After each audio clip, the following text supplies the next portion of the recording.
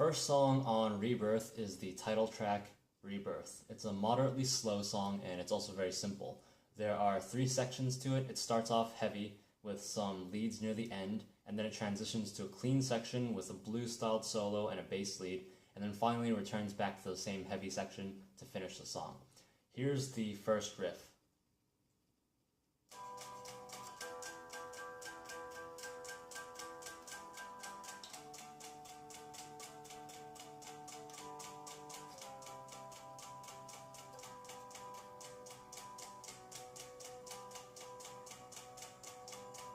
So the key of the song is E minor. It opens with a 2-beat pickup, also known as an anacrusis, on the 5 chord. So 1, 2, 3, 4, 1, 2.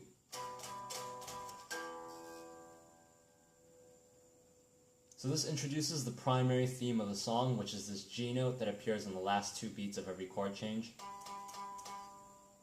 And the chord progression descends modally from E minor to D, to C, and then to B. And on the B, for the last measure, you have this switch alternating thing between F sharp and G.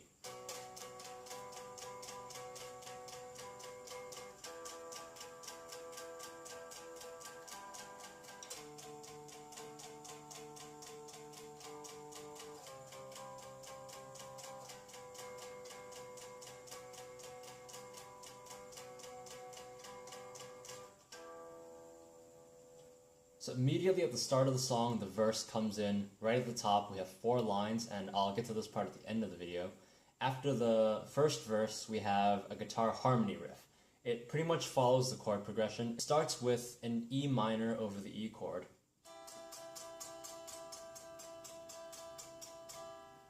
to a D major third over the D chord,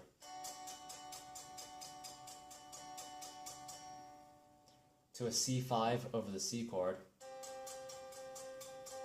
which then slides up to an inverted G5 over the B chord.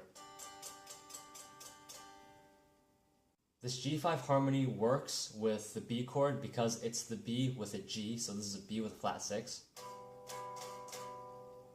which is actually just an inverted G major third. So when you add on this inverted G5, it's actually just completing the G chord. So, for the rest of the B chord, this then slides up to an inverted B5, and then a B major third. Afterwards, the harmony shifts up for the next line, which is an inverted E5, down to an inverted D5, inverted C5, to a G third, and then down to a B5, which slides up to a B third, to a regular B5, and then finally, just along with the main riff, you have this B with a G, so a B with a flat 6. So that part in whole sounds like this.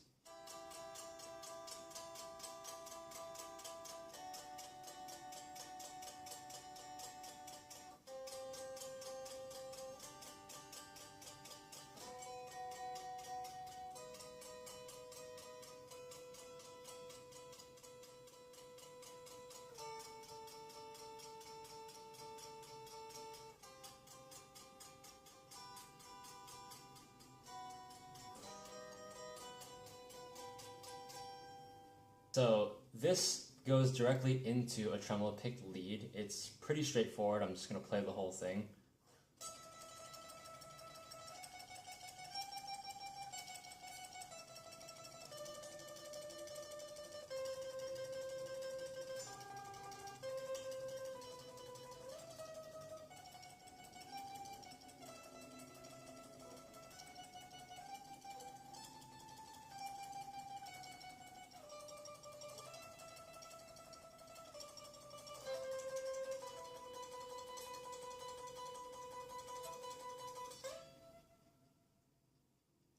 After this main riff, it leads into the clean section of the song.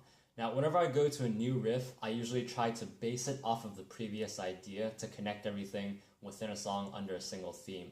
Since the first riff is based on a constant G note, this next section uses an arpeggiated riff that does the same thing, so it's kind of a variation. So this is the riff in full.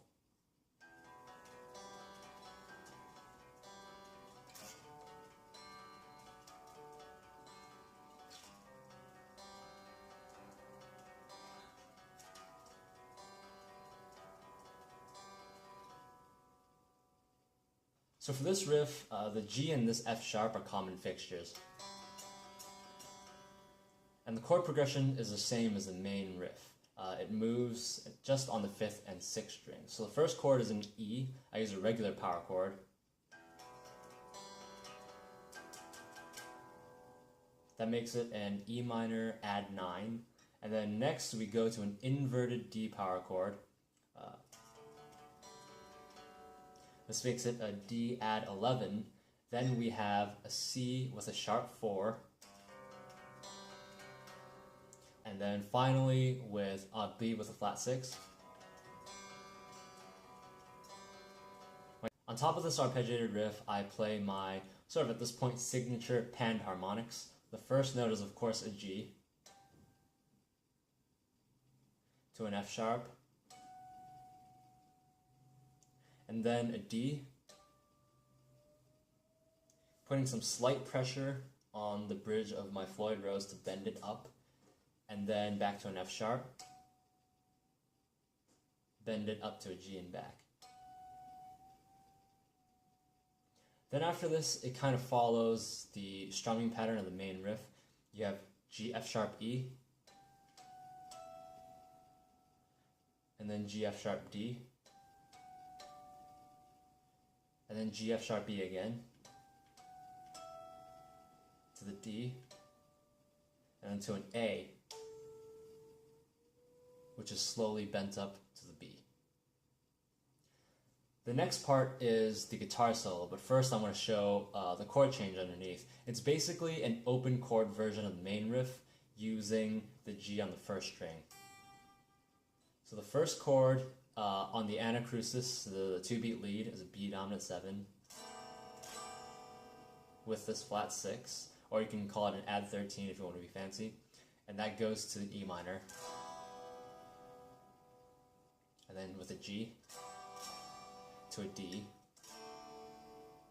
and then D sus4 to C add 9, and then a G, and back to B7.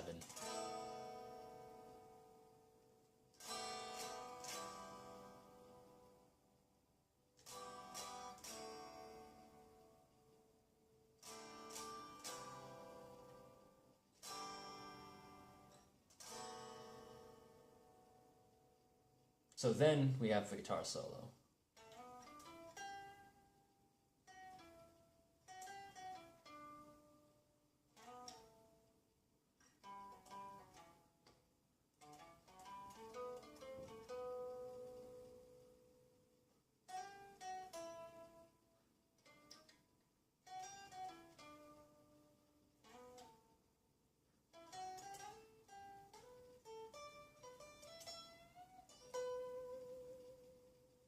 This solo is pretty much improvised. It was written during the recording session, which was an intentional decision I made to just capture whatever I felt in the moment.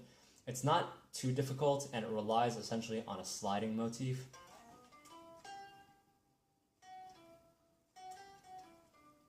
Like right here. And it's played over a standard blues triplet feel to give, that bluesy sense.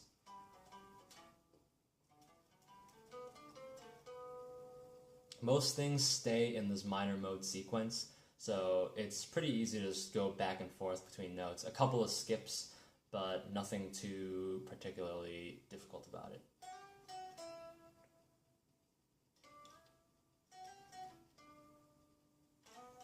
So 2 more slides there, and then a whole sliding part.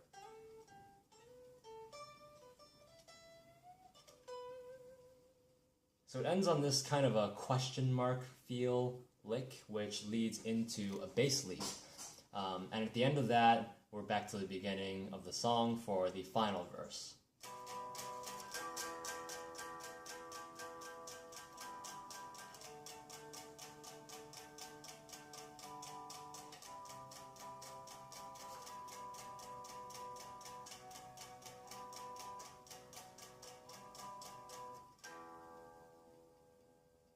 That's it for the guitar parts. Since this is a short song, I'm just going to do the lyrics in the same video. Those, on the other hand, contain more detail. Even though there aren't a lot of lines, I took care to make the most out of what's there. The first verse essentially relays the story of a farmer whose livelihood depends on the rebirth of the sun during spring, to which he rises and bows with respect. For the rest of that verse, you have replanting the soil, dig and plow, raising of the crop, feed and grow, return of the fall, reap and sow. The second verse is about a personified version of death. Reaper at the door, calls your name, recanting your sins, knocks again, racing from his hand, no escape, reaching for your soul, his to claim. Together these two verses equate life and death with the farmer's continual cycle of harvest from spring and fall. It's essentially about the natural order of things, death as a fate that can't be avoided. So from a poetic standpoint, you can see the parallel writing technique that I use very often between my verses. The first word of each line in the first verse is almost a homonym with the first word of each line in the second verse. For example, you have rebirth of the sun to reaper at the door, replanting to recanting, raising to racing, and then return to reaching, which is kind of a stretch. It's one of those cases where if you try too hard, I tried really hard to make two words, to pick two words that sounded very close, but in the end it seemed to take away more than it did contribute. So this was a case where you just have to let it go and not force something to be the way it is just to make some sort of poetic statement. Aside from that, at least in the first verse, the last word of each line tends to rhyme. So yeah, rise and bow, dig and plow, feed and grow, reap and sow. Second verse, it kind of follows the same. Calls your name, knocks again, no escape, his to claim. And that's really it. Overall, this is a very simple song. I chose it to be the opening track to introduce the concepts in the rest of the album.